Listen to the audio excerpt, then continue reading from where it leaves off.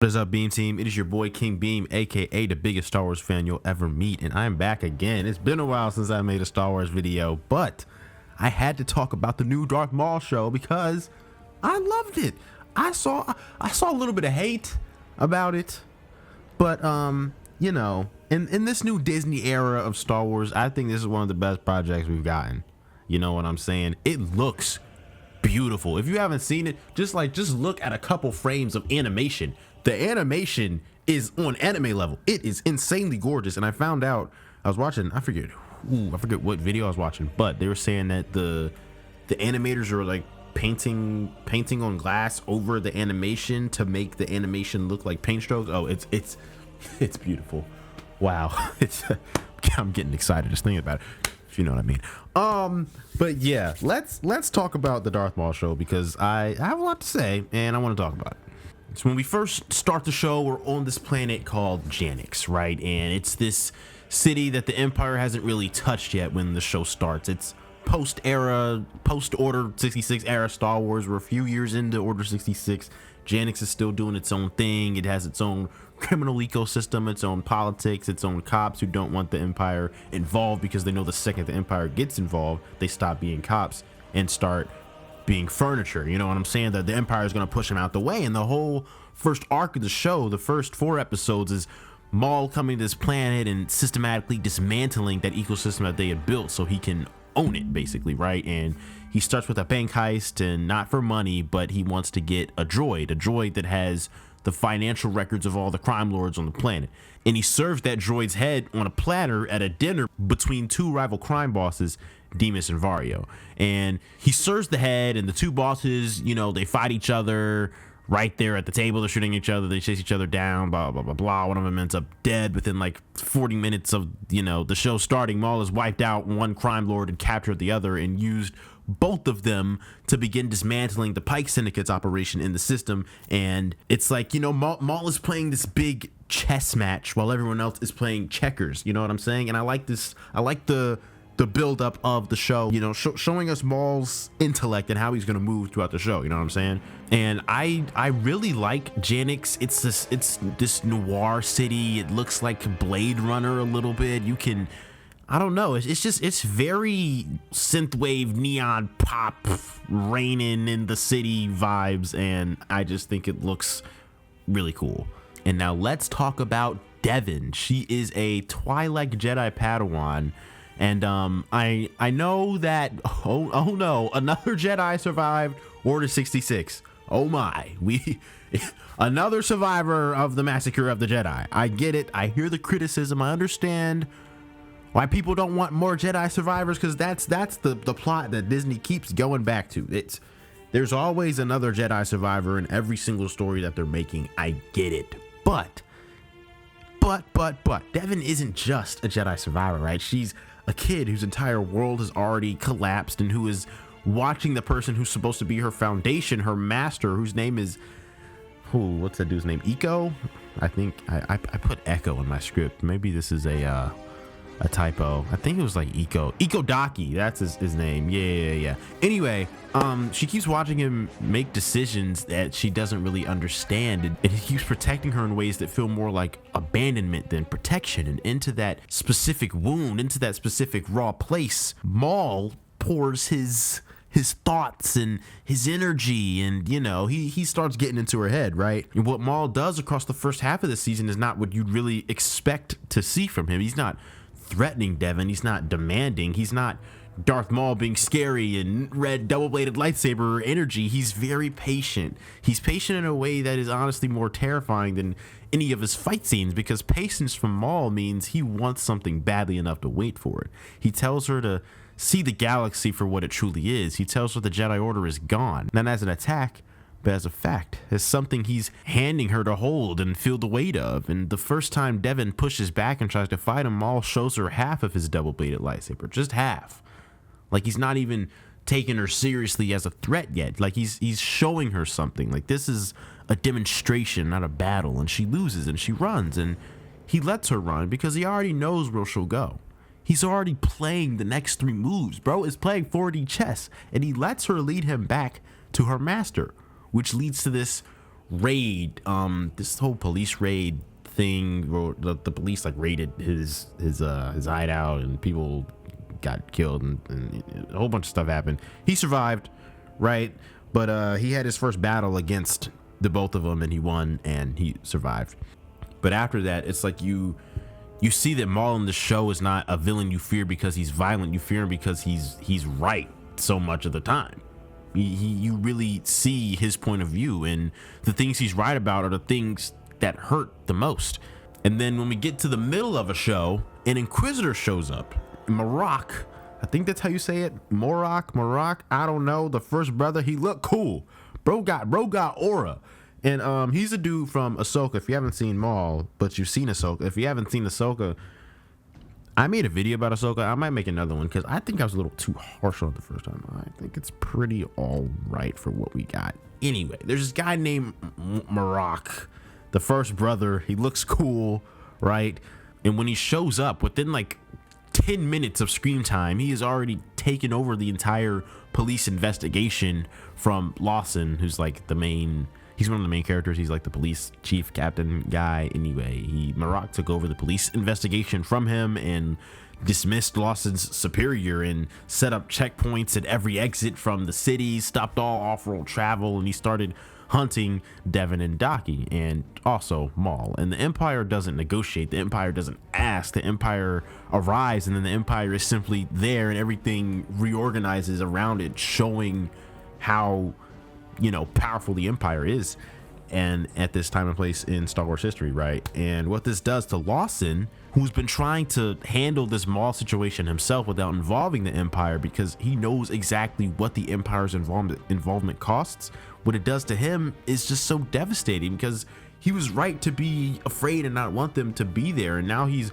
watching it happen anyway, and there's nothing he can do. And his partner, Two Boots, who is the worst droid ever created in the history of Star Wars. I'm not gonna lie, I love this show, but Two Boots, I hate him. Two Boots called the ops and brought him to the planet. He's his own partner called the Empire and told him to come to the planet, which is dumb. I hate Two Boots. Yeah, they killed the best droid in the show and kept the stupid one alive, which is dumb. I hate Two Boots. Where was I?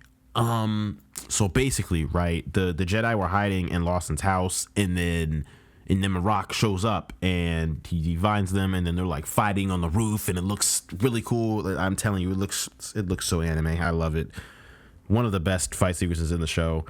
All the fights, honestly, all the lightsaber duels are just pure cinema. But yeah, it's in this fight that Devin, she like jumps into this like I don't know what it's called, but she jumps to the ship and starts shooting at Marok, and like Maul is also there, and he sees what she's doing and like recognizes her intelligence and her resourcefulness, and this is when Maul really starts to lock in and be like, yeah, you're gonna become my apprentice now. Because it's also around this time where like Maul's Mandalorian allies, they kind of like betray him and whatnot, and a lot of his Night brothers get killed. I think it was around this time. I don't know. That's not important. Anyway, Maul is kind of alone now. He had a big team, now his team is small, sort of vibes, right? And then this other Inquisitor shows up. I think he's the 11th brother, the Crow. He looks really cool. I don't know. The Inquisitor designs in the show are just pure cinema, but he shows up and they fight Maul, and Maul gets beat, and then he like falls almost to his death, and then he's just like alone in the dark with his memories, and the memories he sees, the way the show handles his past, the way being physically broken forces him to revisit being physically broken over and over and over again since he was a child. That this section of the show is where I think it earns everything it was building towards, because Maul is not a monster who became a monster by choice. Maul is what happens to a person when the people who are supposed to protect him use him instead. Palpatine took a child and made a weapon out of him, and now the weapon is trying to figure out if it can be anything else other than that. And the answer the show keeps approaching and then pulling back from is devastating. I love it. All right. And then we get to the finale, and Trident Voss shows up from if you've seen Solo. I don't know, a lot of people hate Solo. I like Solo, but Trident Voss shows up. I thought that was cool. Crimson Dawn, you know what I'm saying, all that good stuff. And he offers Maul a way off the planet, and at this point we got an alliance between Maul, Devin, Daki, and Lawson, and freaking Two Boots is there, I think, too, or something, right? And they're trying to get off of the planet. And Dryden Voss is like, yo, Maul, we're gonna set up a little arrangement. I'm gonna come get you. We're gonna join sides and whatnot. Bam. And then Darth Vader arrives. Now, I know Disney keeps using Darth Vader as a cop-out at the last possible moment. In every single Star Wars project they do. Oh my gosh. We're playing Jedi Fallen Order and Vader shows up. We're playing Jedi Survivor, Vader shows up. We're watching the Kenobi show, Vader shows up. We're watching Darth Maul. Oh my gosh, Vader shows up. They keep doing it over and over again. But hey, what can I say? When my favorite Star Wars character shows up in any sort of media, I go ballistic. The breathing, the cape, the one hand on the lightsaber, the way this version of Vader moves, he's like built, he looks muscular. Oh my gosh, it's beautiful. No one has more aura than Darth Vader in fiction. I'm not gonna go further on that. That's probably false, but at this point in time in my life, right here, right now, recording this video, I think it's Darth Vader. He's the greatest of all time. Right? Boom. Vader shows up, and now it's not just Maul versus the Inquisitors, it's Maul versus someone who is in some ways exactly what Maul was supposed to be, someone who took the path Maul was denied the chance to fully walk, and Vader's what happens when Palpatine's experiment succeeds. Sort of. You know, he would have been much more powerful if he didn't have the big, little suit and everything, but anyway, right, you get what I'm saying. Vader is what Maul could have been, you know what I'm saying? And when he tries to fight Vader, he obviously can't win because it's Vader. And then we get this scene, and it's Maul and Daki versus Vader, and Maul kind of like leaves Daki behind to die, and of course Vader kills Daki because, Vader's not going to lose against that, disheveled old man of a Jedi.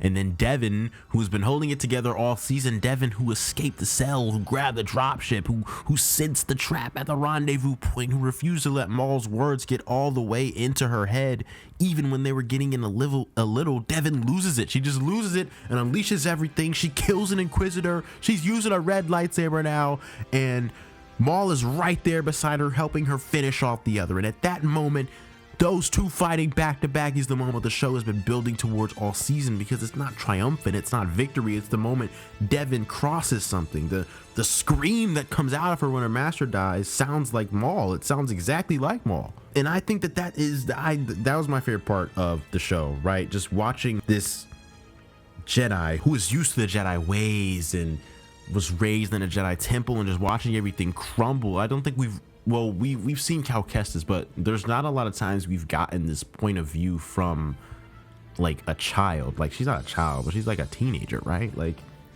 and she's easily impressionable, and Maul does his magic and turns her to the dark side, and she's ready to be his apprentice. And I've been thinking about the show constantly since I first finished it, and I finally wanted to make a video about it because I keep coming back to this one thing, one image: Maul in that cave after the cave caves in on him, and he's wounded. His robotic leg is kind of broken. He's alone. There's water all around him, and his memories are playing back in his head like he can't turn them off. And what he's remembering is being taken, being shaped, being used before he had any say in what he was going to be. And Devin, watching her master die, grief turning into rage in real time, reaching for the nearest available framework for how to survive that feeling, and the nearest available framework is Maul, because Maul is right there. Maul is always right there, waiting in the shadows, steady, patient, holding out a hand. The life lesson in the show is not that the dark side is bad, that's too simple. The life lesson is about what you reach for when you're in pain, when everything has been taken, when you were in that cave in the dark alone and the water is rising. What you reach for in that moment tells you everything about who you are and who you're becoming. Devin reaches for anger because that's what Maul showed her, because the things we're shown become the things we reach for, because peace never worked for her, but she sees that anger works, so she reaches for that anger. And of course it looks cool. We root for her, like, yeah, we on the dark side now. But in reality, if we wanna think like a Jedi thinks, that's wrong. Not saying the Jedi are right, but the Sith aren't right either. You got to find that good gray area anyway. What the show kept saying to me across these 10 episodes is that the paint on the glass matters. Little metaphor going back to the paint, you know what I'm saying? Call back to the beginning of the video, right? The hard, real way matters. The choice to do the thing properly with your actual hands costs something, but it makes something that lasts. The cave is temporary. The Star Destroyer above the city is not the whole story. Devin is going to have to face what she's become and make a choice about whether she stays there, and so is Maul. That's what season 2 is going to be, and that's what the rest of the story is. And yeah, do the real thing. Paint on the glass. When you're in the cave, reach out for the thing that's true and not for the thing that's available. Yes, life lessons in Star Wars. I know the show isn't perfect. The story, it's familiar.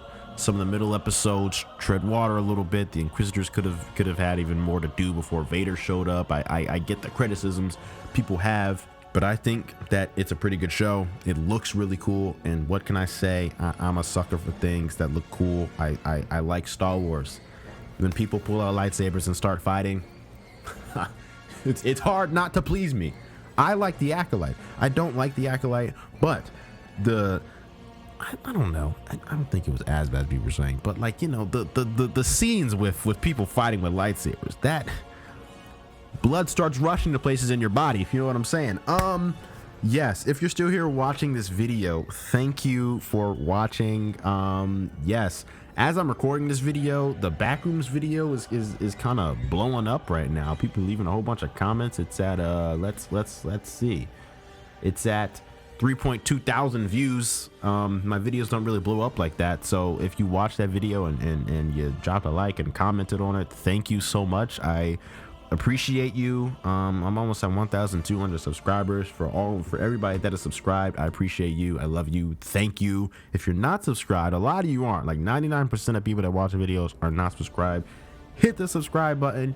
Join the Beam team. You know, I'm trying to build a little community of film lovers here, film and TV and Star Wars and, you know, all that good jazz. So yeah, subscribe, drop a like, post notifications, turn them on so you know when I post the vids. Follow me on Letterboxd. Yeah, I love you. Have a great day. May the force be with you. Peace out.